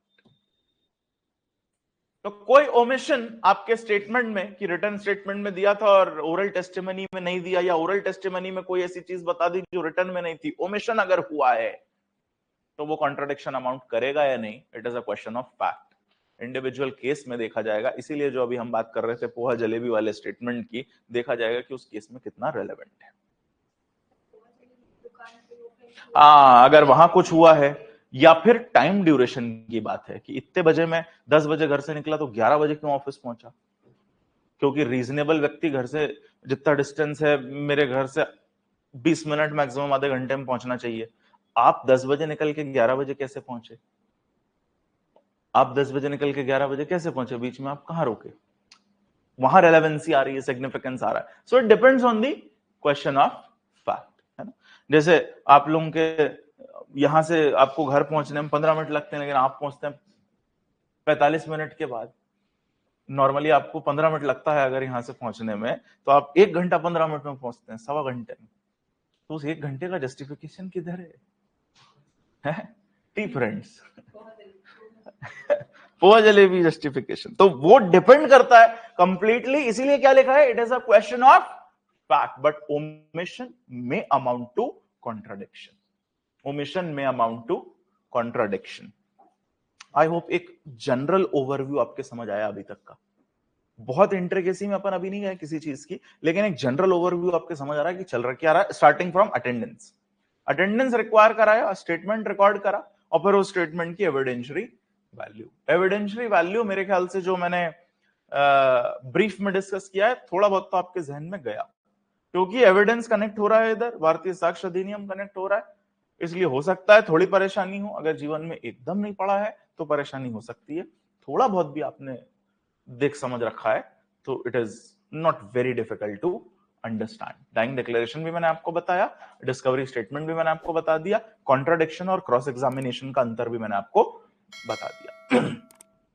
तो अब मेरे ख्याल से तो कोई परेशानी होनी नहीं चाहिए, और अगर परेशानी हो रही है इसके बावजूद, तो जाके क्या करना है, वीडियो देखना है, एविडेंस का वो पोर्शन देख लेना, डिस्कवरी, डाइंग डिक्लेरेशन और 145 क्रॉस एग्जामिनेशन और contradiction. You will understand what it is. वैसे मैंने ब्रीफ में आपको बता दिया ताकि आपको जहमत ना करनी पड़े इतनी, है ना, क्योंकि आपको हर चीज एकदम पर्सनल चाहिए, पर्सनली आके पढ़ाओ घर पे हमको, है ना।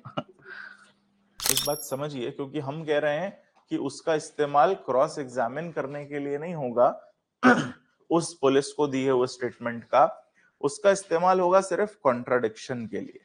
तो कॉन्ट्राडिक्ट करा किस चीज को जाएगा, क्योंकि हमने कोई उसका क्रॉस एग्जामिनेशन तो करा नहीं उसके बेसिस पे, तो कॉन्ट्राडिक्ट कैसे करेंगे? कॉन्ट्राडिक्ट तब करेंगे ना जब वो ऑलरेडी कोई बात बताए और वो बात मैच ना हो आपके प्रीवियस रिटर्न स्टेटमेंट में। तो ये वो बात बताएगा कब? क्योंकि वो स्टेटमेंट तो यूज एनीवेज नहीं होना है।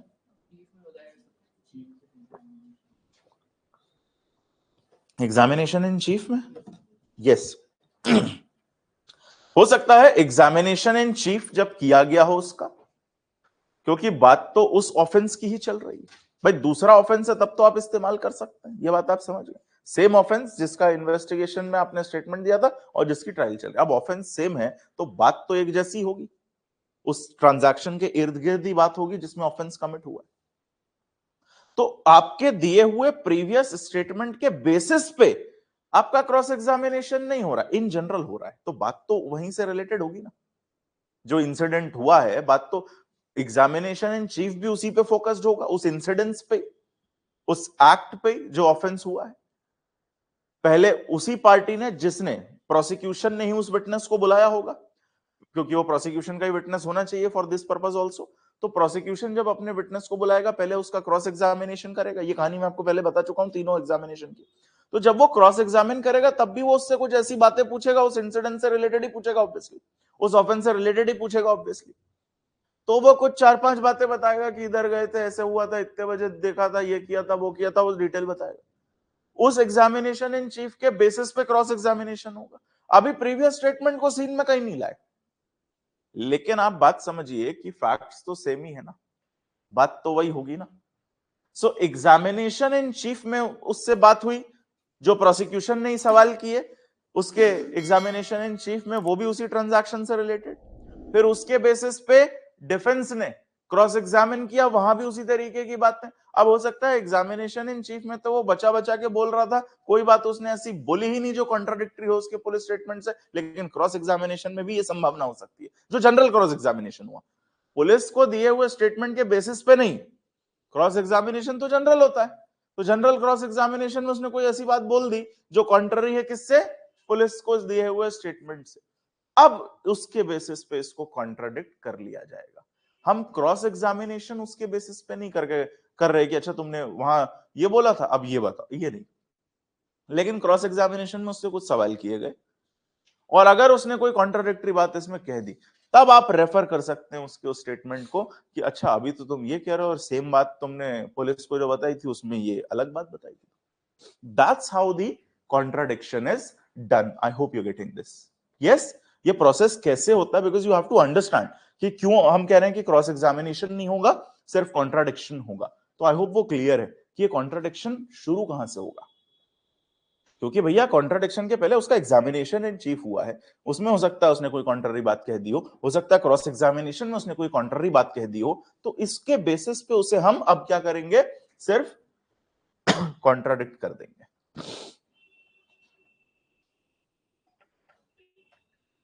क्लियर है ना, आ रहा ना समझ में?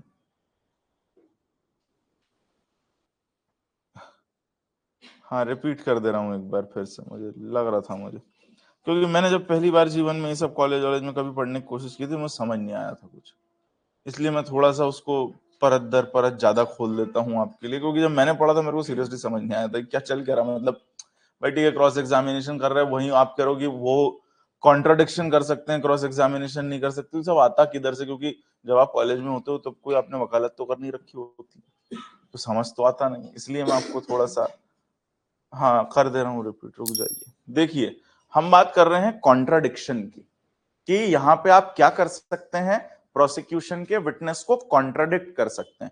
कॉन्ट्राडिक्शन किन चीजों के बीच में हो रहा है? दो चीजों के बीच में कॉन्ट्राडिक्शन हो रहा है। कौन सी दो चीजें? एक तो ये जो उसने दिया था क्या, पुलिस स्टेटमेंट, पुलिस को जो स्टेटमेंट दिया था, एक ये बात लिखिए, यहां पे भी उसने 3-5 बताया ट्रांजैक्शन के बारे में सारा, और अब वो क्या खड़ा है, अब वो खड़ा है बिफोर दी कोर्ट, कोर्ट के सामने वो एज अ विटनेस आया है। अब ठीक है, पहले उसने पुलिस को ड्यूरिंग एग्जामिनेशन या इन्वेस्टिगेशन के दौरान कभी भी स्टेटमेंट दिया था अपना, अब वो ट्रायल के दौरान एज अ विटनेस कोर्ट के सामने बुलाया गया है। बुलाया किसने है इसको? प्रोसिक्यूशन ने, क्योंकि प्रोसिक्यूशन विटनेस होना चाहिए यहां, तभी एविडेंशियरी कॉन्ट्राडिक्शन के लिए भी एविडेंशियरी वैल्यू, अदरवाइज है ही नहीं। अब जो डिफेंस भी जो विटनेस इधर पे बुला रहा है उसमें भी उन हो सकता है उन विटनेसेस ने भी पुलिस को स्टेटमेंट दिए हों, तो उसका तो कोई यूजेज नहीं है। अगर विटनेस किसकी तरफ से कॉल किया गया है ड्यूरिंग ट्रायल, डिफेंस की तरफ से, उसका बहुत सिंपल लॉजिक है। क्या लॉजिक है कि पुलिस ने जब एग्जामिन किया एक बंदे को, उसने पुलिस के केस के अगेंस्ट बात करी है, तभी इधर डिफेंस उसको बोला, डिफेंस मतलब अक्यूज किसी बंदे को क्यों बुलाएगा एज अ विटनेस अपनी तरफ से कि वो उसके फेवर की बात करे? तो ऑब्वियसली अगर वो सही बोल रहा है तो उसने यहां पुलिस को भी वही स्टेटमेंट दिया होगा, तो पुलिस तो उसके स्टेटमेंट को चेंज कर देगी। और यहां पे आके जब वो ट्रायल के दौरान बात कहेगा, पुलिस कहेगी दिखा के कि साहब ये देखो, प्रोसिक्यूशन कहेगा साहब पुलिस को तो इसने उल्टी बात बताई थी। इसलिए प्रोविजन कहता है कि डिफेंस की तरफ से अगर वो विटनेस आया तो इस्तेमाल ही नहीं है, कोई यूज नहीं, आप मत ही करिए उसके एविडेंस को यूज, क्योंकि ये पूरी संभावना है कि पुलिस उसमें गोलमाल कर देगी कुछ ना कुछ, इसलिए मत करिए। हाँ, लेकिन आपका ही विटनेस, आप ही उसको एज अ विटनेस बुला रहे हैं और आपने उसका स्टेटमेंट लिया है, दोनों जगह आप ही। अब यहां तो सिमिलैरिटी होनी चाहिए ना, यहां तो कॉन्ट्राडिक्शन नहीं होना चाहिए ना बातों में, इसीलिए प्रोसिक्यूशन को यह अपॉर्चुनिटी दी गई है। तो देखिए, यह है पुलिस स्टेटमेंट और यहां वो एज अ विटनेस आके अपीयर हो रहा है कोर्ट के सामने। अब जब ये कोर्ट के सामने एज अ विटनेस अपीयर हो रहा है तो ऐसा नहीं कि सीधे उसको कॉन्ट्राडिक्ट कर देंगे, कटघरे में बोला, कॉन्ट्राडिक्ट करोगे किससे? यहां भी तो उसने कोई स्टेटमेंट दिया हो ना भाई, तभी तो आप इन दो स्टेटमेंट को मैच करोगे, इस वाले स्टेटमेंट को और इस वाले पुलिस स्टेटमेंट को। मैच तो तभी होगा ना, तभी समझ आएगा ना कि कोई कॉन्ट्राडिक्शन है कि नहीं। तो यहां पे वो ये जो स्टेटमेंट जिसकी हम बात कर रहे हैं किस दौरान देगा? ये देगा एग्जामिनेशन इन चीफ के दौरान या फिर क्रॉस एग्जामिनेशन। जब विटनेस आता है तो सबसे पहले उसका एग्जामिनेशन इन चीफ करती है वही पार्टी जिसने उसको बुलाया है, तो प्रोसिक्यूशन पहले उसका एग्जामिनेशन इन चीफ करेगा। जनरल उससे पूछेगा सब कि बताओ क्या था क्या नहीं था, तुम्हारे सामने हुआ वो सब। हो सकता है उसी में वो कोई ऐसी बात बोल दे, प्रोसिक्यूशन जब उसको एग्जामिन कर रहा हो इन चीफ, उसी में वो कोई ऐसी बात बोल दे which is contrary to the statement given to written statement. क्योंकि अभी आप आगे ट्रायल के प्रोसीजर में देखेंगे जितने भी इन्वेस्टिगेशन के पुलिस रिपोर्ट, इन्वेस्टिगेशन में जो स्टेटमेंट्स रिकॉर्ड करे गए, वो सब की कॉपी अक्यूज्ड को दी जाती है। और उसका पर्पस क्या है अक्यूज्ड को देने का? कौन सी कॉपी? एक तो पुलिस रिपोर्ट भी दी जाएगी इन्वेस्टिगेशन के बाद जो उन्होंने बनाई है, और ये जो स्टेटमेंट्स हैं ये भी दिए जाएंगे। पुलिस डायरी नहीं दी जाएगी क्योंकि वो पर्सनल यूसेज किसका है? दरोगा जी का। लेकिन पुलिस रिपोर्ट दी जाएगी और ये सब स्टेटमेंट्स जो रिकॉर्ड हुए ये दिए जाएंगे। ये अक्यूज को क्यों दे रहे हैं? So that he can prepare his defence. तो अगर आपको बढ़िया डिफेंस लॉयर बनना है तो आपको ये सब डॉक्यूमेंट पढ़ना बहुत केयरफुली है जो आपको मिले हैं, क्योंकि कहीं भी कुछ अगर 19 मिला तो उसी पे आपका केस है पूरा का, क्योंकि आपके पास जो आया उसने किया तो है। अगर पैसे देने को तैयार है वो आपको, तो वो ऑफेंडर ही है। अगर वो उसने कुछ नहीं किया, इनोसेंट है, तो फिर आपका भी भला नहीं कर पाएगा क्योंकि पैसे नहीं है उसके पास। इसलिए अगर वो आपको फीस बढ़िया देगा तो वो है तो ऑफेंडर, ये तो मान लीजिए। अब आपको खेलना है इस सब में, कैसे अब निकालना है उसमें, है ना? तो ये निकालना आपका, इसीलिए क्रिमिनल लॉयर बहुत पैसे लेते हैं, क्योंकि मेहनत है, पढ़ाई है इसमें। देखो कितनी मेहनत है, बहुत मेहनत है भाई, बहुत 3-5 है इसमें। सो अब ये जब प्रोसिक्यूशन की तरफ से वो विटनेस आएगा, प्रोसिक्यूशन उसका एग्जामिनेशन इन चीफ करेगा, वो भी बहुत केयरफुली सुनना है आपको। ये नहीं कि मैं कोर्ट में बगल में देख रहा इंटर्न कौन है, ये नहीं ये नहीं करना है। ढंग से पूरा एग्जामिनेशन इन चीफ आपको बहुत केयरफुली देखना, उधर जाके मजे ले रहे हैं कोर्ट के, ये सब नहीं करना भाई, क्योंकि तभी तो आप वो बात पकड़ पाओगे व्हाट इज कॉन्ट्राडिक्टरी, उसने क्या बोला ऐसा जहां पे फंसा दें अपन इस व्यक्ति को। So that is very important. तो जो एग्जामिनेशन इन चीफ प्रोसिक्यूशन करेगा, उसके बेसिस पे फिर आपको अपॉर्चुनिटी मिलेगी क्रॉस एग्जामिन करने की, फिर आप जनरल क्रॉस एग्जामिनेशन करेंगे। अब जब आप जनरल क्रॉस एग्जामिनेशन करेंगे, उसमें आप भी उससे वही सब बातें पूछ रहे हैं, बात क्या चल रही है? वही ऑफेंस रिलेटेड सारा ट्रांजैक्शन। कहीं ना कहीं कुछ ना कुछ बात वो ऐसी बोल देगा which is contrary to his previous written statement. और जैसे ही ऐसी बात वहां पे सामने आती है, आप तुरंत इसको रेफर करके उसे कॉन्ट्राडिक्ट कर देंगे कि भैया अभी तो तुमने ये बोला और ये तुम्हारा प्रीवियस स्टेटमेंट है, जरा बताओ क्या कहानी है। That's how the contradiction will be done. सिर्फ कॉन्ट्राडिक्शन होगा उस स्टेटमेंट के बेसिस पे, क्रॉस एग्जामिनेशन नहीं होगा कि प्रोसिक्यूशन ने एग्जामिनेशन इन चीफ किया, उसके बाद आप उसका स्टेटमेंट लेके खड़े हो गए, अच्छा तुमने ये बोला था अब ये बताओ। ये नहीं होगा, ये नहीं कर सकते आप, दैट इज नॉट अलाउड, और स्ट्रिक्ट इंटरप्रिटेशन लिया जाएगा। अलाउड क्या है? सिर्फ और सिर्फ contradiction under section 148। So that's how the contradiction will be done here. I hope that's clear. Yes, तो ये तो हो गया भाई उसका कॉन्ट्राडिक्शन, कि कॉन्ट्राडिक्शन के लिए आप इस्तेमाल कर सकते हैं। इसी के साथ एक चीज और वहां लिखी हुई है, री एग्जामिनेशन। अब आपने तो कॉन्ट्राडिक्ट कर दिया उसको, डिफेंस लॉयर ने तो उसको उसके स्टेटमेंट के बेसिस पे कॉन्ट्राडिक्ट कर दिया। अब वापस अपॉर्चुनिटी किसको मिलेगी? वापस अपॉर्चुनिटी मिलेगी इस प्रोसिक्यूशन को। किस बात की? Re examination. ये भी लिखा है कि री एग्जामिनेशन के लिए भी आप रेफर कर सकते हैं उस स्टेटमेंट को, और अब आप स्टेटमेंट के उस पार्ट को भी रेफर कर सकते हैं जिसको डिफेंस ने नहीं किया एक्सप्लेन करने के लिए। डिफेंस ने क्यों? तो क्योंकि एक पार्ट पकड़ लिया उसके स्टेटमेंट का जो उसने उल्टा बोल दिया, कॉन्ट्ररी बोल दिया, बस उसको पकड़ लिया इन्होंने। अब उसका अगर कोई एक्सप्लेनेशन प्रोसिक्यूशन को देना है, अपने फेवर की कोई बात करनी है, तो वो अपॉर्चुनिटी इनके पास होगी। किसके पास? प्रोसिक्यूशन अब फिर रेफर करेगी उस स्टेटमेंट को कि साहब इनने सिर्फ उतना सा पोर्शन उठा लिया, उसके आगे पीछे की बात तो देखिए, उसने स्टेटमेंट में ये भी बोला था, आगे उसने उसके पहले ये भी बोला था। तो ये जो रील बना लेते हैं ना बड़े वीडियो की, कि आगे पीछे का हटा दिया, समझ ही नहीं आया क्या, तो अपने फायदे का यूजेज है, क्योंकि भाई डिफेंस तो कौन सा पोर्शन लाएगा? वो लाएगा जिससे अपना केस स्ट्रांग हो रहा था, बाकी उसके पहले तुमने क्या बोला, उसके बाद क्या बोला, इससे क्या मतलब है? कोई मतलब नहीं इससे। तो प्रोसिक्यूशन के पास फिर वो अपॉर्चुनिटी आएगी, और यहां आप रेफर कर सकते हैं प्रीवियस स्टेटमेंट, क्योंकि आपको कोई ऐसी बात एक्सप्लेन करनी है जो कॉन्ट्राडिक्टरी निकल गई इधर पे। तो एक्सप्लेन करने के लिए आप इस पुलिस स्टेटमेंट के उस पार्ट को भी रेफर कर सकते हैं जिसको डिफेंस ने नहीं किया। ये कंप्लीट यूजेज है of the previous return statement. I hope you getting this. अब अभी एक किसी ने डाउट पूछा था, जैसे वो उस हेड नोट को लेके, वैसे ही जरा एक मिनट 181 निकालिए फिर से।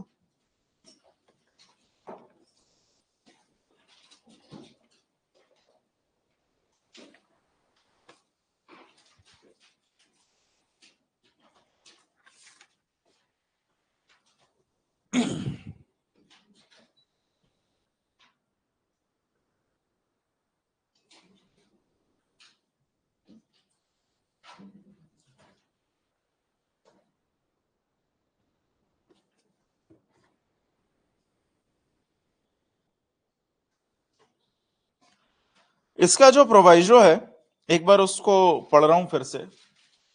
Provided that when any witness is called for the prosecution in such inquiry or trial whose statement has been reduced into writing as aforesaid, any part of his statement, if duly proved, may be used by the accused and with the permission of the court by the prosecution to contradict such witness in the manner provided by section 148 of BSA, and when any part of such statement is so used, any part thereof may also be used। इसलिए क्या लिखा है? Any part thereof may also be used in the re-examination of such witness। re-examination में आप कोई भी part refer कर सकते हैं, you need not to confine yourself to the portion जहां से उसको contradict किया गया। आगे लिखा है, but for the purpose only of explaining any matter referred to in his यहां पे क्या वर्ड लिखा है?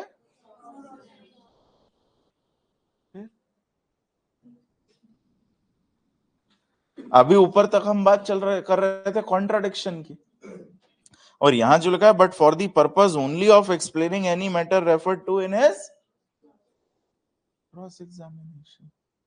ये कैसे खेल हो गया? ये क्या है? इनने तो कह दिया कि क्रॉस एग्जामिनेशन, मतलब री एग्जामिनेशन में आप उसके स्टेटमेंट को यूज कर सकते हैं to explain any matter in the cross examination. मतलब पूरे क्रॉस एग्जामिनेशन से रिलेटेड किसी मैटर को एक्सप्लेन करने के लिए आप प्रीवियस स्टेटमेंट यूज कर लेंगे क्या प्रोसिक्यूशन खुद? क्रॉस एग्जामिनेशन में जो उसने कॉन्ट्राडिक्ट किया है उसको बताने के आप प्रीवियस स्टेटमेंट यूज कर सकते हैं। क्रॉस एग्जामिनेशन के दौरान जो उसने कॉन्ट्राडिक्शन किया है उसको बताने के लिए आप प्रीवियस स्टेटमेंट यूज कर सकते हैं। Particular that part only. हाँ, ऑल राइट। तो यहां जो इन्होंने ये क्रॉस एग्जामिनेशन लिखा है कि आप री एग्जामिनेशन कहां फोकस करेंगे? Towards explaining the things raised in, और क्रॉस एग्जामिनेशन में जो कॉन्ट्राडिक्शन हुआ है उसकी बात चल रही है, उसके रेफरेंस में है। इससे ये बिल्कुल इंटरप्रेट ना करें कि वो पूरे क्रॉस एग्जामिनेशन में एविडेंशियरी वैल्यू अराइज हो गई है क्या, ऐसा बिल्कुल नहीं है। क्योंकि ऊपर जो रेफरेंस दिया गया है वो कॉन्ट्राडिक्शन को दिया गया है और उतना ही इस्तेमाल है। सिर्फ वो बता रहे हैं कि क्रॉस एग्जामिनेशन बड़ा प्रोसेस, उसके अंदर का छोटा प्रोसेस कॉन्ट्राडिक्शन, अगर उसमें आप कर रहे हैं तो री एग्जामिन, क्रॉस एग्जामिनेशन के समय अगर उसको कॉन्ट्राडिक्ट किया गया है, के स्टेटमेंट को उठा के अगर कॉन्ट्राडिक्ट किया गया है तो आप री एग्जामिनेशन में, लेकिन सिर्फ उसी केस में जहां उसको कॉन्ट्राडिक्ट किया गया है on the basis of previous statement. Previous statement के बेसिस पे कॉन्ट्राडिक्ट किया है तभी आप री एग्जामिनेशन में भी प्रीवियस स्टेटमेंट की हेल्प लेंगे, अदरवाइज आप अपने री एग्जामिनेशन में उसके द्वारा दिए हुए प्रीवियस स्टेटमेंट को नहीं रखेंगे। ना तो प्रोसिक्यूशन एग्जामिनेशन इन चीफ में उसको रख सकता है, ना री एग्जामिनेशन में। जैसे भाई आप ये सिनेरियो भी सोच के देखिए कि इस पुलिस ने ही उसका स्टेटमेंट लिखा है, इधर पे रिकॉर्ड किया है, फिर जब प्रोसिक्यूशन उसको लाके वहां खड़ा करेगा और उसका cross chief examination in chief करेगा तो वहीं वो ये बात बोल सकता है कि अच्छा ऐसा हुआ था, अच्छा यही बात तुमने वहां भी बताई थी, अच्छा उसको ऑथेंटिकेट करने के लिए अपने विटनेस को कि यही बात तुमने अपने प्रीवियस स्टेटमेंट भी बताई है। तो ये यूजेज प्रोसिक्यूशन के पास नहीं, इसलिए कहा पुलिस को दिए उस स्टेटमेंट की कोई एविडेंशियरी वैल्यू नहीं, वो इस्तेमाल आप नहीं करेंगे। फिर प्रोसिक्यूशन ने जब अपने विटनेस को एग्जामिन कर लिया, उसके बाद जब डिफेंस उसका क्रॉस करेगा वहां भी वो इस्तेमाल नहीं करेगा डायरेक्टली कि अच्छा तुमने पुलिस को ये स्टेटमेंट दिया था, अब ये बताओ, ये सब नहीं होगा। आप क्रॉस एग्जामिन जनरली कर रहे हैं, उसमें आपने अगर कॉन्ट्राडिक्ट कर दिया उसे कहीं, उससे आपने क्रॉस एग्जामिनेशन में जवाब पूछे, उसने अगर कोई जवाब कॉन्ट्राडिक्टरी दे दिया, क्योंकि आपके पास पहले से ही स्टेटमेंट उसका है, अब वहां अगर कोई कॉन्ट्राडिक्शन दिखता है तो आप कॉन्ट्राडिक्ट कर सकते हैं, यार अभी तो तुम ये बोल रहे हो और पहले तुमने ये बोला है। और अगर ऐसा कॉन्ट्राडिक्शन हुआ है तब ही सिर्फ जो प्रोसिक्यूशन है वो री एग्जामिनेशन के लिए इस्तेमाल करेगा, अदरवाइज नहीं। तो जो वर्ड लिखा है कि क्रॉस एग्जामिनेशन को एक्सप्लेन करने के लिए आप री एग्जामिनेशन में इस्तेमाल कर सकते हैं, तो क्रॉस एग्जामिनेशन से मतलब सिर्फ जब क्रॉस एग्जामिनेशन में उसको कॉन्ट्राडिक्ट किया गया है, सिर्फ तब, उसके अलावा नहीं। अगर कॉन्ट्राडिक्ट नहीं किया गया तो आप री एग्जामिनेशन में भी उसके लिखे हुए प्रीवियस स्टेटमेंट को इस्तेमाल नहीं करेंगे।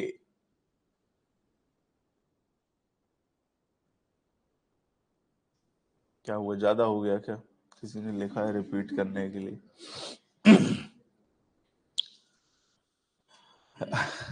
अब देखो थोड़ा तो है ये, मतलब समस्या क्या है कि वो थोड़ा सा एविडेंस का ज्ञान थोड़ा चाहिए इसमें, थोड़ा सा तो एटलीस्ट। एक बार आपको फिर से मैं ये बात बताता हूं, जो एंड में जो लिखा हुआ है, ये जो क्रॉस एग्जामिनेशन टर्म इन्होंने एंड में यूज कर दिया प्रोवाइजो के, but for the purpose only of explaining any matter referred to in cross examination. Any matter referred to in cross examination का मतलब क्रॉस एग्जामिनेशन के दौरान अगर उसे कॉन्ट्राडिक्ट किया गया है उसके प्रीवियस स्टेटमेंट पे, क्रॉस एग्जामिनेशन उन्होंने बड़ी प्रोसेस को रेफर कर दिया, लिख दिया, बट मतलब वही है कि क्रॉस एग्जामिनेशन के दौरान अगर उसको कॉन्ट्राडिक्ट किया गया था उसके प्रीवियस स्टेटमेंट के बेसिस पे, तभी आप री एग्जामिनेशन में उसके द्वारा दिए हुए प्रीवियस पुलिस स्टेटमेंट को यूज करेंगे, अदरवाइज आप नहीं करेंगे। ये किसकी बात चल रही है? प्रोसिक्यूशन की, कि भैया आप तो इस्तेमाल, क्योंकि री एग्जामिन कौन करेगा अपने विटनेस को? जिसने बुलाया किसने? Prosecution.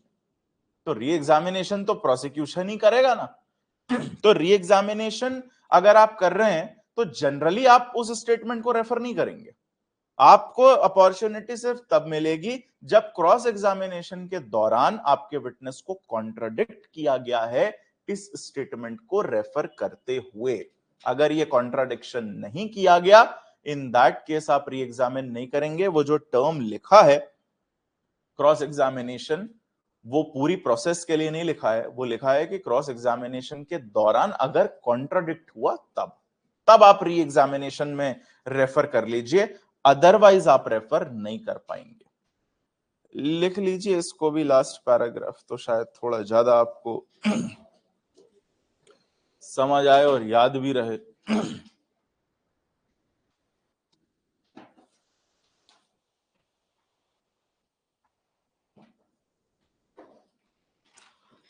The last part of proviso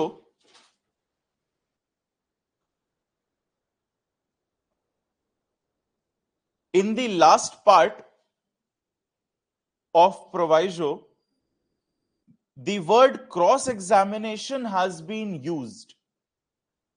In the last part of proviso, the word cross examination has been used, comma, that does not mean that previous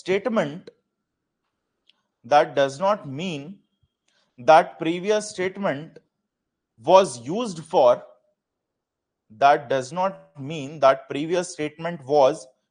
for purpose of cross examination. That does not mean that previous statement was used for purpose of cross examination. Full stop. Rather, the previous statement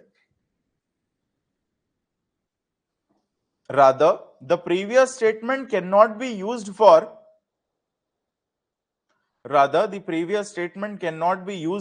cross examination,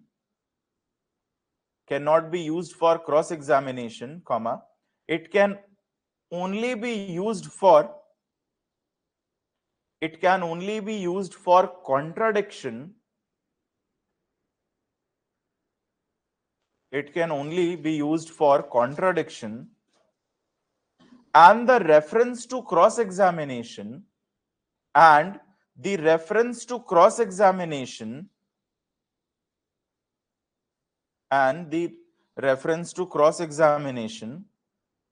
also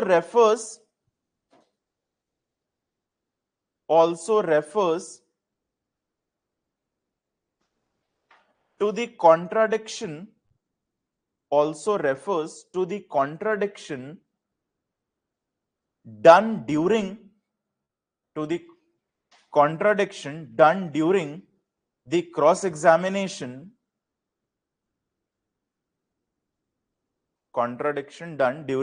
examination, in which previous statement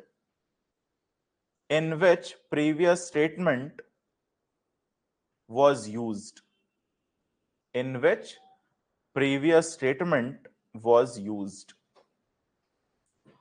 तो ये cross examination refer करने के लिए लिखा है उस contradiction को जिस क्रॉस एग्जामिनेशन में प्रीवियस स्टेटमेंट को इस्तेमाल किया गया था, लेकिन क्रॉस एग्जामिनेशन के दौरान इस्तेमाल किया गया था, क्रॉस एग्जामिनेशन के लिए नहीं इस्तेमाल किया गया।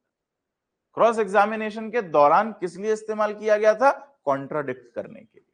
अगर कॉन्ट्राडिक्ट करने के लिए इस्तेमाल किया गया था तभी आप री एग्जामिनेशन में उसको यूज कर सकते हैं, अदरवाइज नहीं। इसलिए इस क्रॉस एग्जामिनेशन का इंटरप्रिटेशन ये नहीं निकाला जाना चाहिए कि क्रॉस एग्जामिनेशन भी प्रीवियस स्टेटमेंट के आधार पे हो गया है।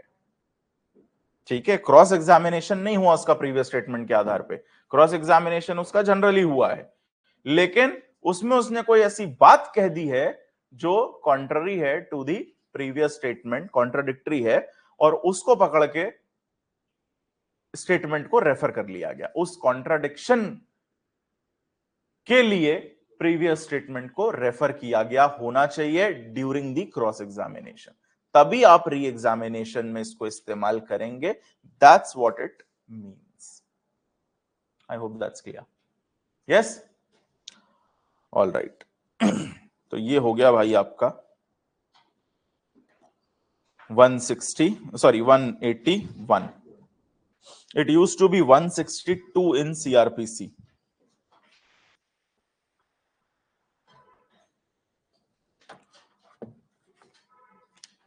इसके बाद जरा 182 देखिए, दो हमने उसको पढ़ लिया था। No police officer or other person in authority shall offer or make or cause to be offered or made any such inducement, threat or promise as is mentioned in section 22 of भारतीय साक्ष्य अधिनियम। कोई भी police officer जो है वो inducement threat promise नहीं देगा। कौन सा इंड्यूसमेंट थ्रेट प्रॉमिस? जो बीएसए के सेक्शन 22 में बताया है। वहां किस थ्रेट प्रॉमिस की बात है कि सही बता दो, छुड़वा देंगे, है ना, तुम्हारे चार्जेस हटवा देंगे, ये सब इंड्यूसमेंट थ्रेट या प्रॉमिस, या नहीं बताओगे, नहीं बोलोगे तो और चार्जेस लगा देंगे, ये सब प्रॉमिसेस की बात है।